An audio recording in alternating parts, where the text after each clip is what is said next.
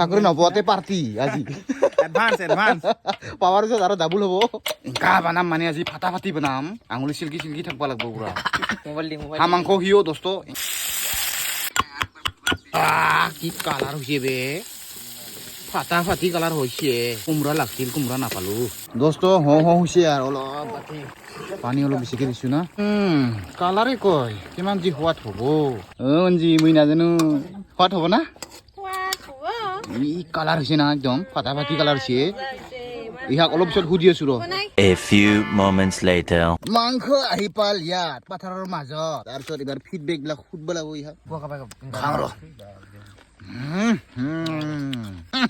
প্ৰথমতে মীন মালিককে সুধং কেনে হৈছে পোনাটো কেনে হৈছে আপোনালোকে চাওক দেখিলেই চিন পায় এই মাংসটো কেনেকুৱা সোৱাদ হ'ব আৰু বেলেগকে তেনেকৈ ক'ব লগা নাই আৰু